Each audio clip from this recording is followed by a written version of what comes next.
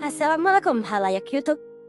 Dalam kehidupan manusia, tidur menempati posisi yang sangat penting sebagai bentuk istirahat alami yang tidak bisa digantikan oleh aktivitas apapun.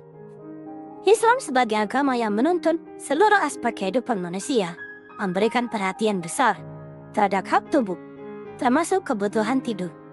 Bahkan, Al-Quran menegaskan bahwa tidur adalah salah satu tanda kekuasaan Allah dan bagian dari nikmat besar yang diberikan kepada manusia. Allah berfirman dalam Al-Quran, dan di antara tanda-tanda kekuasaannya ialah tidurmu di waktu malam dan siang hari serta usahamu mencari sebagian dari karunia-Nya. Sesungguhnya pada yang demikian itu benar-benar terdapat tanda-tanda bagi kaum yang mendengarkan. Surat Ar-Rum ayat 23. Ayat ini menegaskan bahwa tidur bukan hanya sekedar aktivitas biologis, tetapi juga merupakan bagian dari sunatullah yang menunjukkan kebesaran Allah. Manusia tidak mungkin bertahan lama tanpa tidur, bukan hanya karena tubuh kelelahan, tetapi juga karena akal dan hati akan melemah bila dipaksa bekerja tanpa jeda. Islam memandang tidur sebagai mekanisme pemulihan fisik, mental, dan spiritual. Setiap manusia diciptakan dengan fitrah tertentu, dan salah satunya adalah kebutuhan untuk istirahat. Tidur menjadi kesempatan tubuh untuk memperbaiki organ, menata ulang memori, menstabilkan emosi, serta mengumpulkan tenaga untuk kembali beraktivitas. Dalam pandangan Islam, hak tubuh terhadap pemiliknya adalah bagian dari amanah.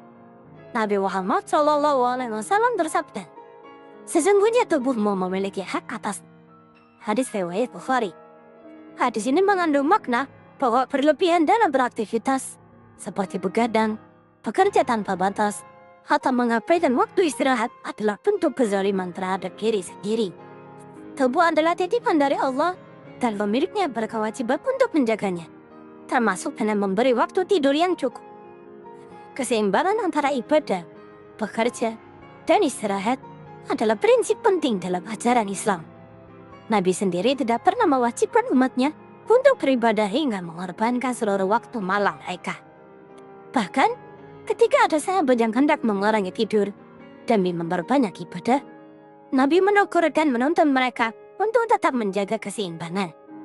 Ini menunjukkan bahwa Islam adalah agama yang menghargai kesehatan tubuh dan menghormati ritme biologis manusia. Islam tidak hanya memerintahkan manusia untuk tidur, tetapi juga mengajarkan adab-adab tidur yang memberikan manfaat fisik dan spiritual. Adab tidur ini menjadikan tidur sebagai amal ibadah, bukan hanya aktivitas biologis. Beberapa adab tidur yang diajarkan Nabi antara lain, yang pertama, berwudu sebelum tidur. Wudu membuat tubuh lebih rileks dan menjaga kebersihan, sekaligus menghadirkan ketenangan spiritual. Kedua, membaca doa sebelum tidur. Dengan berdoa, tidur menjadi sarana menyerahkan diri kepada Allah setelah seharian berusaha dan berjuang. Yang ketiga, tidur miring ke arah kanan. Dalam banyak penelitian medis modern, posisi ini ternyata baik untuk jantung, pencernaan, serta pernafasan. Yang keempat, tidak tidur berlarut-larut tanpa keperluan yang jelas. Nabi tidak menyukai begadang bila tidak ada manfaat, karena akan mengurangi produktivitas pagi dan melemahkan kesehatan. Yang kelima, menghindari tidur setelah subuh. Waktu setelah subuh adalah waktu yang diberkahi, sehingga disunahkan untuk memulai aktivitas pada waktu ini. Dengan mengikuti adab-adab tersebut, tidur tidak hanya memulihkan tenaga, tetapi juga menambah pahala. Keseimbangan dalam pola tidur. Dalam Islam, keseimbangan adalah prinsip penting.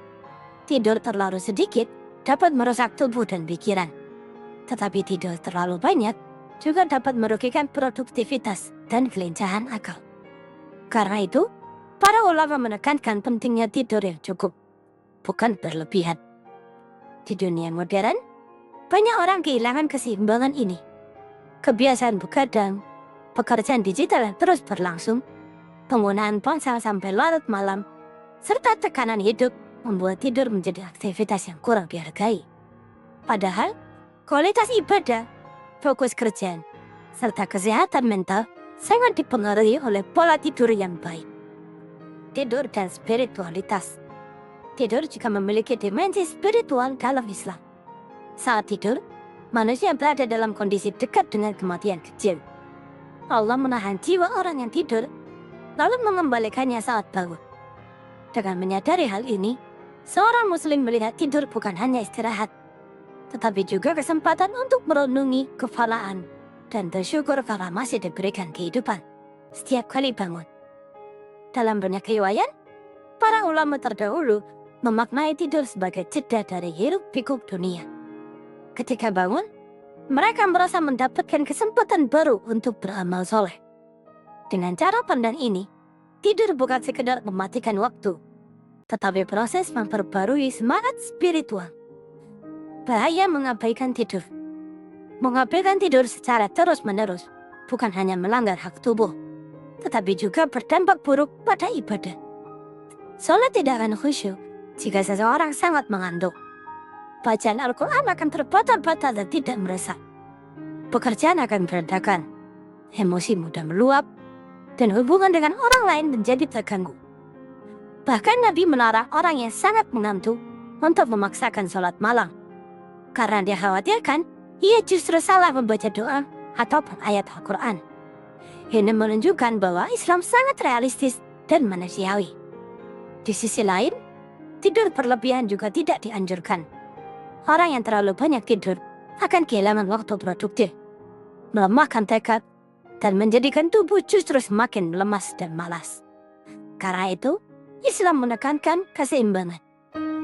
Sebagai simbolan, tidur dalam Islam bukan sekedar kegiatan fisiologis, tetapi bagian dari ibadah dan bentuk kepatuhan terhadap Allah. Ia merupakan mekanisme pemulihan yang dirancang oleh Sang Pencipta agar manusia mampu menjalankan tugas di dalam hidupnya. Ayat Al-Quran dan hadis yang mengingatkan tentang hak tubuh menunjukkan bahwa Islam sangat menghargai kesehatan dan keseimbangan. Dengan mengikuti adab tidur yang diajarkan Nabi, seorang muslim dapat menjadikan tidurnya bernilai ibadah yang memberi manfaat dunia dan akhirat bagi dirinya.